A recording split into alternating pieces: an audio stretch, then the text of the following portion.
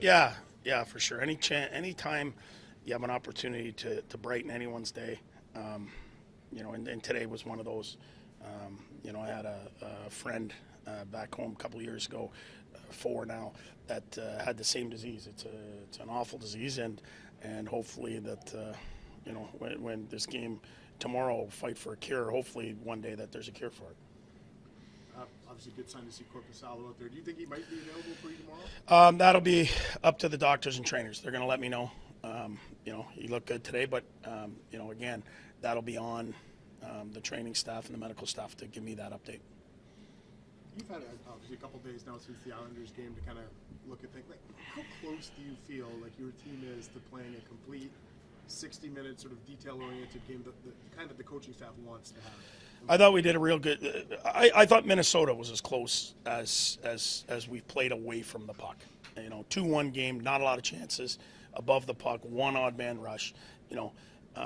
We haven't been as good at home, and I think sometimes you try and do too much at home and want to win, a certain way. We just have to play the same way, whether it's flashy or not. And the less you give up, the more you win in this league. And Florida is coming in with a high-powered offense. They don't give you much either. I mean, this is as good a team right now as there is in the league. Obviously, they're in the Stanley Cup final a year ago. To me, it's the perfect timing for us. Is there a huge challenge in trying to manage momentum shifts? Yeah, I think every team, not just us, every team, when you score, you see it around the league. You score, and then the next shift, they score again, and it happens a lot. And as the team that gets scored on, you have to be, the next shift is the most important. And you just got to go back to doing what you do. I think it was here at home against Calgary, same thing. We score, next shift we score, and the game's over. The focus of the group going on for the next shift is as important as of anything, to just go back to doing what you're doing. And I think when you watch the best teams in the league and the most mature teams, that's what they do. If you score on them, so big deal, they come right back and they just go back to the way they play. How much more satisfying is a 2-1 win than, say, 5-4, 6-5? Well, 2-1 sustainable. If you don't give up odd man rushes and you don't take a lot of penalties and you don't give up a ton of chances, you could sustain a streak where you win a bunch of games.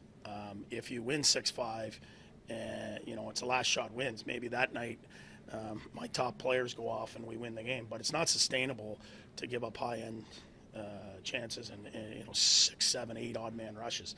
It's just not sustainable to get anything going. So, to me, if you play a game with the 2-1 mentality, a lot of times you win 4-1 or 5-1 or 5-2. But the mentality has to be there that we're not willing to give you anything in return for offense. Thoughts on changing your line combinations?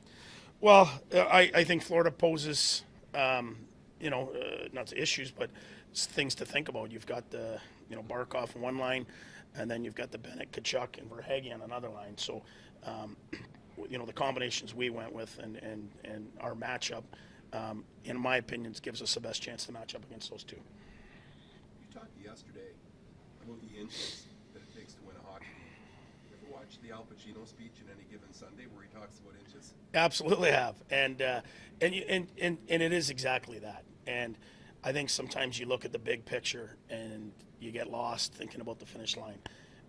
Just have a good first shift, and then you have a good second shift. Get to the TV timeout at the 6-minute mark, and then get to the 14-minute mark and get to the end of the period. And before you know it, you're just chipping away and you're playing good hockey. And I think if every player has that mentality to take care of their own kind of side of the street thing, eventually you add all those up and you have yourself a solid hockey team and a solid game. That particular speech, and obviously it's about football, you talk about if each player takes an inch.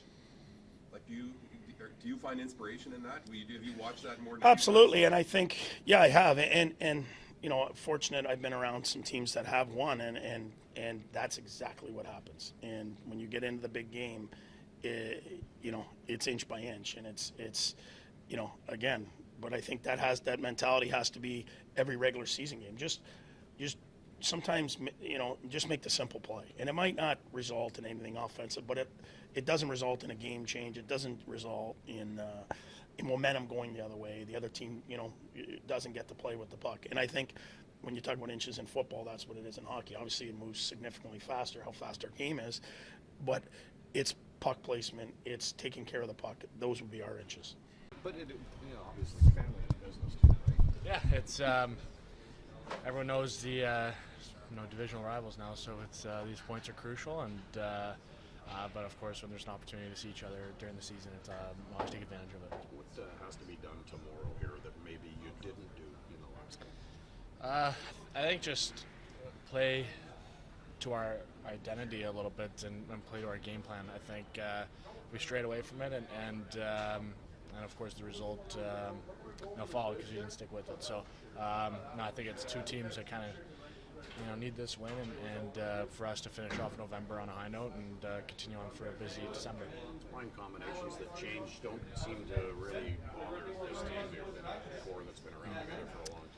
I mean, I think that's what makes our group so special is that there's a lot of guys that can play with different guys, and it's like I said, a lot of great players that lucky to play with.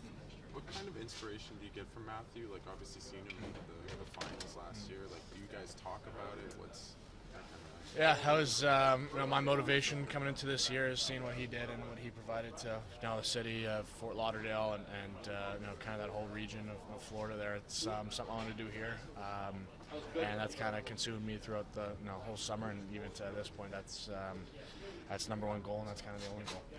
When you change centers, what's the difference between working with Josh and Tim? It's style and game. How does it change things for you? Well, I think they're two very, very special players, and they're two of my best buddies. So I think it's always fun to be able to play with those guys. I think they're very similar in the speed but I think they're both unique at the same time. Do you have to adjust your play at all? Is there anything you have to change at all? Not really. I just of course, just be hard. Get on the forecheck and different stuff like that. So I just gotta keep doing that and just when puck battles to give to them and try to get open.